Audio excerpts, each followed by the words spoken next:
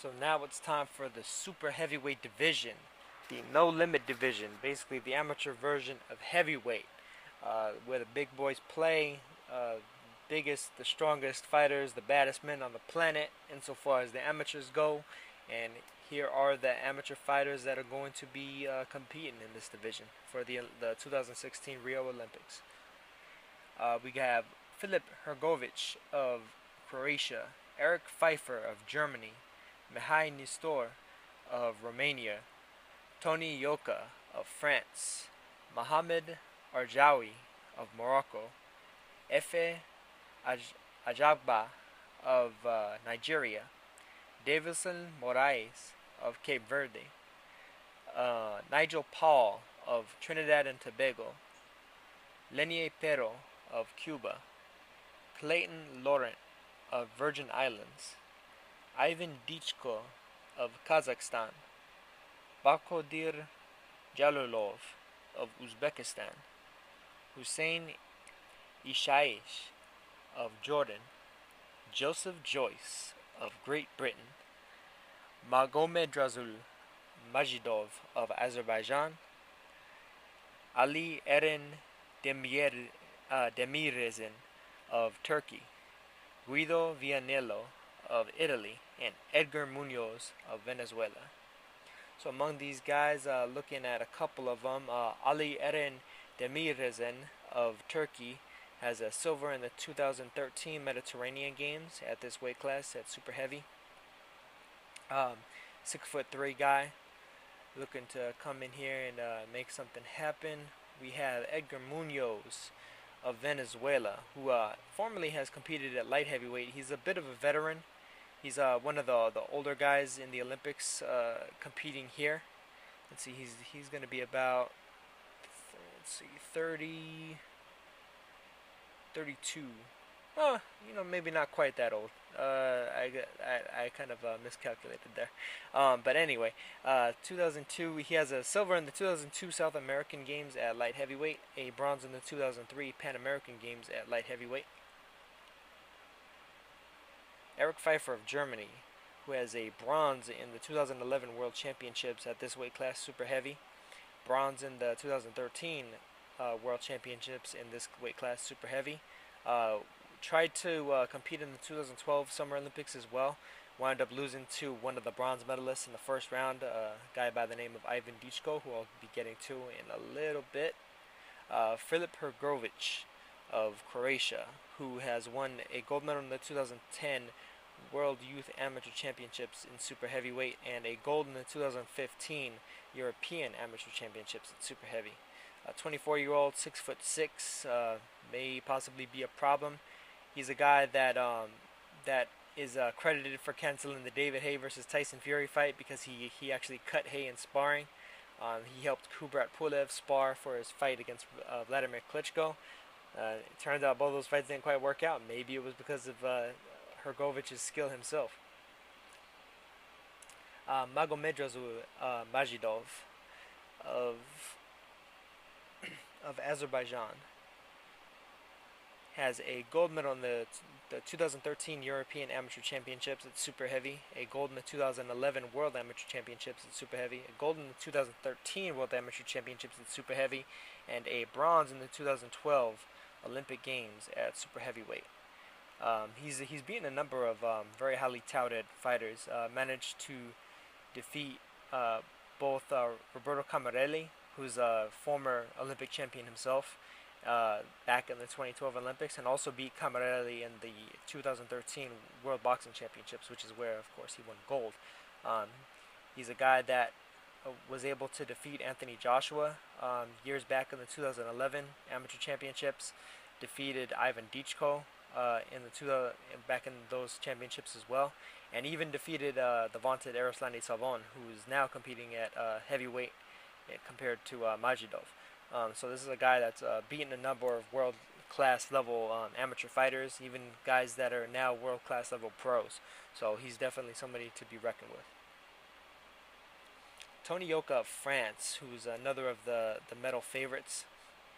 A guy that's beaten the likes of Joseph Parker in the amateurs, but has lost against a couple of the higher level guys like the aforementioned Roberto Camarelli and Erslani Savon.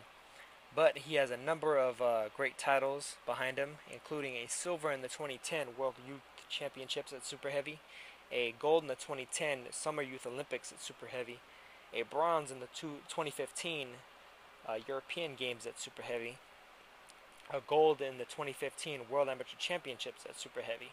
So at 6'5.5", he's poses an imposing figure. He's a guy that's highly accomplished, and he's coming in with a gold medal just last year in basically the biggest international competition outside of the Olympics. So he's somewhat of a world tournament champion. At age 24, he may possibly just barely be getting into his prime. So now we get to Joseph Joyce of Great Britain, a 6'6", 240-pounder, with a nice number of amateur victories, including a bronze medal in the 2013 European Amateur Championships at Super Heavy, a gold medal in the 2014 Commonwealth Games at Super Heavy, a gold medal in the European Games in 2015 at Super Heavy, and a bronze medal in the 2015 World Amateur Championships at Super Heavy.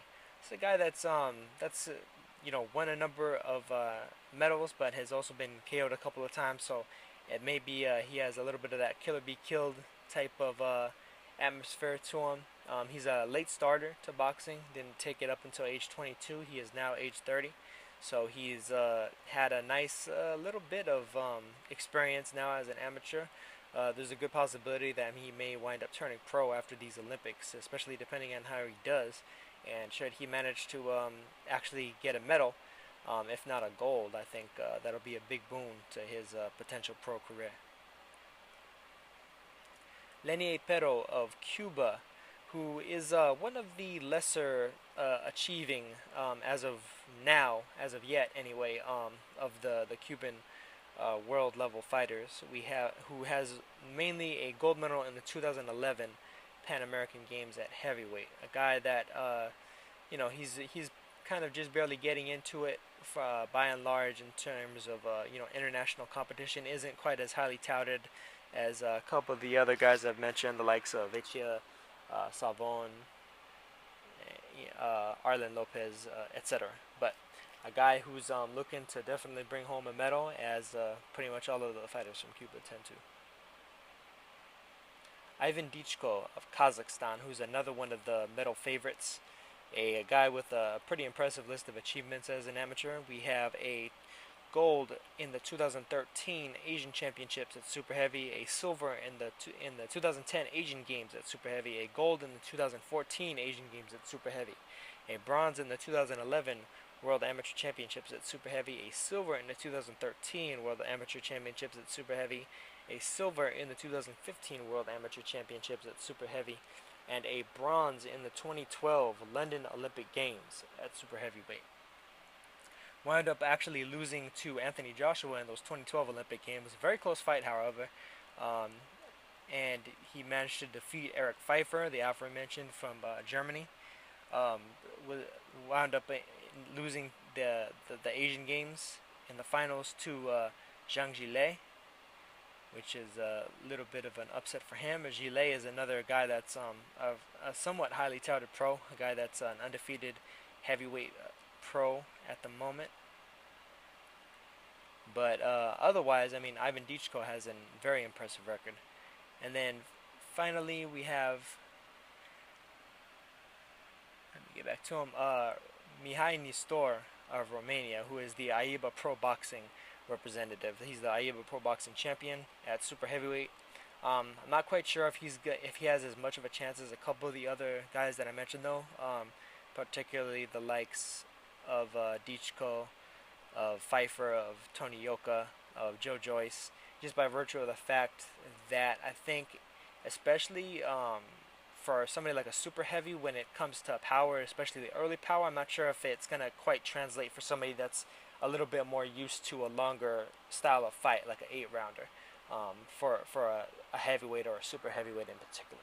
But we'll see how it actually turns out with regards to now, without the headgear and with a more round by round 10-point must type of a system, where they actually score a round as opposed to scoring individual punches. And even then, when they were scoring individual punches, it wasn't exactly individual punches. There were a lot of times where you'd see a guy land maybe a 3-punch combination and they don't even necessarily get a point for it. So that's definitely a change up here.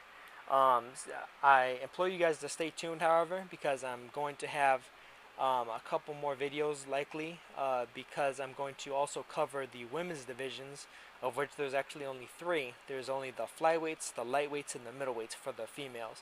And interestingly enough, for the females, all 3 weight classes feature the gold medalists from the 2012 Olympics. So all of the women that won gold in the 2012 Olympics have returned for the 2016 Olympics in order to try and defend their titles as the Olympic champions, which will be very, very interesting, I think. And it's something that you don't necessarily often see as much in Olympic boxing, because by and large, a lot of the Olympic champions tend to take their gold and then go pro and try and fight for the gold that they could put in their pocket and around the race as opposed to around their neck. But otherwise, guys, that's pretty much it for all the men's divisions. I covered all of them from light flyweight all the way up to super heavyweight. And I mean, I really think that these are going to be pretty enjoyable, especially with the rule changes that I already mentioned in this video as well as the initial one. I think we're going to get fast, furious action. A lot of guys really trying to show out, show and prove.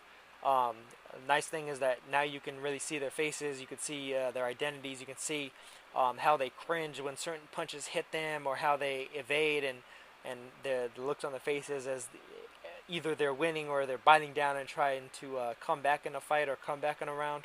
And I think it's just going to be a lot of fun to watch these guys over the next couple of weeks and see who winds up getting the gold after they go for it. So that's it for the men's divisions thus far. Stay tuned for the women's divisions, of course, and I'll catch you guys on the next one. Peace.